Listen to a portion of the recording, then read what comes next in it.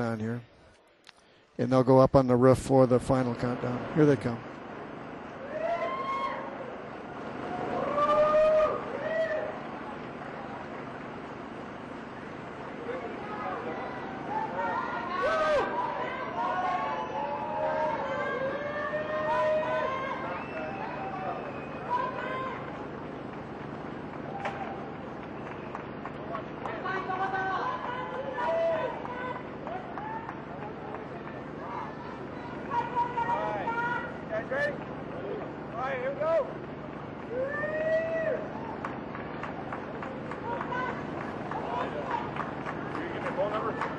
They called you up.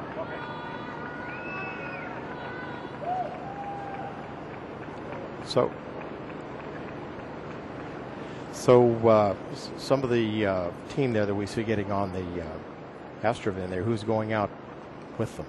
Well, the chief of the astronaut office is among those going out, Steve Lindsay, as well as the director of flight crew operations, Brent Jett, and then a couple of other support engineers.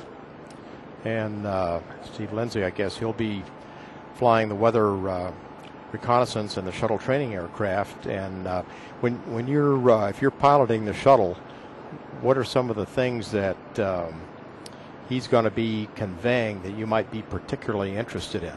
Well, fortunately, we've got a great weather night, so there's not a whole lot to look at out there. But if we had some things to worry about with the weather, it would be things like where the ceiling is, where the cloud layers as on the final approach trajectory to the runway.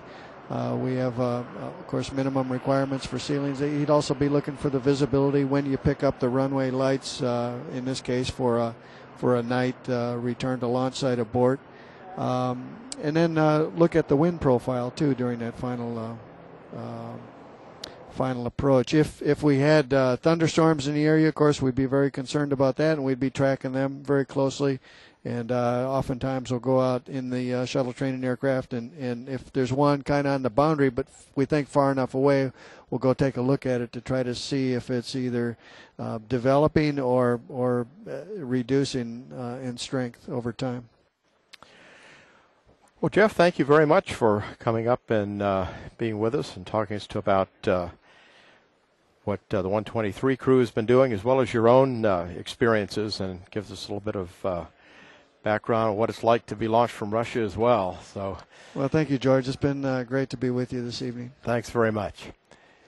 In just a moment, we'll have our STS123 payload manager, Scott Higginbotham, joining us to talk to us about the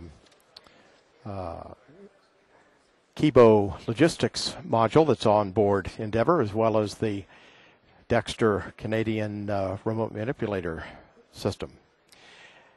At T-minus